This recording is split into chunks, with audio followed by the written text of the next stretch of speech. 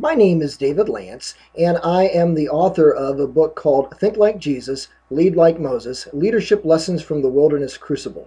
One of the things that I like to do is to use movies to illustrate the 10 leadership principles that I identify in my book. And one of those movies is my all-time favorite, It's a Wonderful Life. Jimmy Stewart stars as the main character, George Bailey. Now, George wants what he wants. He wants his own will. But throughout the course of the movie, George Bailey's character is molded from that of someone who wants only what is in his own self-interest to wanting that which is best for the people of his community, Bedford Falls, which is to provide affordable housing through a business that George runs called the Bailey Savings and Loan. Well, in the same way, Moses in the book of Exodus goes through a period of time where his character is molded from what he wants to do to what God wants him to do. Moses has an interaction with Pharaoh over the various 10 plagues that God is bringing upon Egypt to let the people go. And through that process, we see a change in Moses' perception first of himself, and then a change in Pharaoh's perception of God. Third, we see a change in the Egyptian people's perception of God. And finally, we see a change in the Israelites' perception of Moses. Moses must pass through his own crisis of commitment when at the very beginning he goes to meet with Pharaoh, and Pharaoh says to him in Exodus chapter 5, "Who is the Lord that I should obey his voice to let Israel go? I do not know the Lord, and besides, I will not let Israel go." And as a consequence of that meeting, Pharaoh makes things very difficult on the people of Israel, so much that they cry out to Moses and they frankly say, "We wish, Moses, that you had never been born." And in Exodus 5:22, Moses turns to God and he says, "Why did you ever send me?" Moses wants to quit on his mission from God.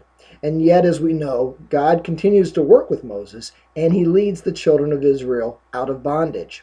Well, in the same way, George Bailey wants to give up on his job of being the head of the Bailey Savings and Loan. A friend of his in the movie by the name of Sam Wainwright reminds him that he had the opportunity to get on the ground floor in plastics. And so George has an interview with his arch enemy, Mr. Potter. Mr. Potter offers him a great job with lots of benefits, great pay, the opportunity to travel the world just like George has always wanted.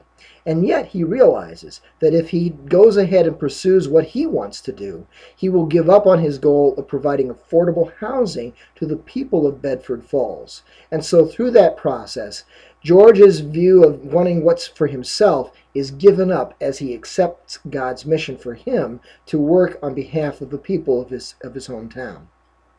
In my life as the head of the Christian Coalition here in Indiana, I faced that same crisis of commitment. Because of financial problems that I was facing, personal bankruptcy, being audited by the IRS, and even facing criticism from some members of my own local church, I wanted to submit my resignation to the Christian Coalition National Office. But deep down, I knew that I had been called to work with that organization to promote pro-family values here in the state of Indiana. Well, through a series of events, God enabled me to stay with the Christian Coalition.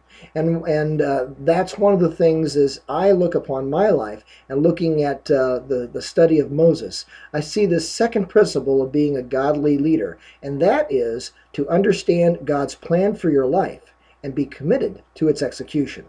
Now, to learn more about the other 10 lessons of being a godly leader, please look at my book, Think Like Jesus, Lead Like Moses, which you can find on my website at wisejargon.com.